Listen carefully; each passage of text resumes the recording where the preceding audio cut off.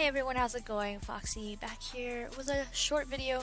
Wanted to touch on the OG Xbox games that they announced on the Inside Xbox episode 2 stream that happened. And so yeah, basically it was just a back-compat list. I was hoping it was Achievos or something like that, but it's all good. Actually a handful of games. They had 19 that they announced. Last time I believe it was 12 or 13. I believe it was 13 that they announced when they first launched it. So yeah, the first set of games are going to be coming out on April 17, and then we're only getting 8 titles available at that first little launch. Some of the ones that stood out to me was Blink's Conquer Live and Reloaded. Everybody's going to be definitely super hyped about that. And now we have both, or Xbox has both titles. The other one is on Rare Replay, so Xbox is really cool when it comes to like having those games back for you guys to try. And then we have Morrowind, which another popular game that everybody was already talking about before the show even started. Jade Empire, which I saw some gameplay of that, looks really good. And this is from BioWare, this is, before EA bought them, so that's awesome.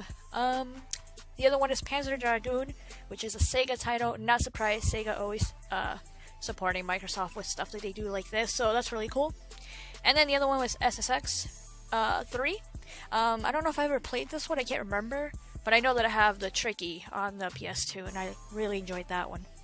And now the second batch of games that they talked about, or they mentioned, are coming out in April 26th, and that's going to be 11 other titles.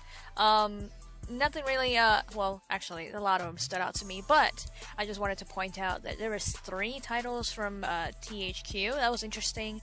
Obviously, 6 Star Wars games. Yes, Xbox is officially becoming the best place to play all your Star Wars games, because you have the OG games, you have the 360 games, you have the Xbox One games. It's just like, wow, overwhelmed. So especially if you're an Xbox, or not an Xbox, I mean you're an Xbox owner, but if you're a Star Wars fan, definitely play them on there for sure. And what else? Then we have EU exclusive title, Panzer Elite Action, that was never released over here, but we will have access to that when that becomes back-compat. So that's pretty interesting, actually. I didn't know that they're going to do that, but yeah, as long as I think you buy it digital, you should be able to play that, which we never got to have before. Overall, I think it was a decent show. I think the announcement is pretty good because there's a lot of games. I like I said in the beginning, I was hoping for achievements or something like that. Who knows, maybe they could work on that for the future, and they were already working on these batch of games, so that's why they did what they did. But yeah, prices will definitely go up, so don't be surprised if you're trying to pick these games up physically on eBay or GameStop or anything like that. Either way, I think it's pretty awesome. I know my brother's really excited about that, especially with the Star Wars games. Overall, I think it's a positive thing to do, very consumer friendly for Microsoft, but I'm not surprised.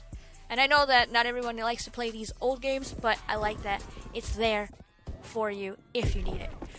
Besides that, I just wanted to talk a little bit about my Call of Duty video. Hopefully you guys enjoyed that.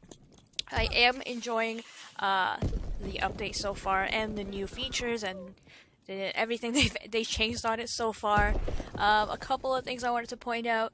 The Incendiary, they didn't increase it, they actually decreased it. If you're actually doing the, what's it called, Blitzkrieg kills streak, the kills that you get from each streak won't stack for your next streak. You have to actually kill to get that streak with your guns, with your grenades and whatnot.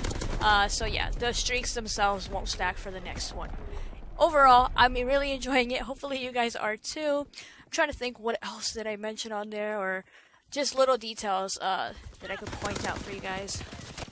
Oh yeah, and the attachments, you have to unlock them separately for each gun. So your silencer, bayonet, incendiary, all that stuff, you gotta unlock them separately. So you gotta work on your gun. I think you just gotta probably level it up once or twice from what you're already doing with that gun to get that attachment.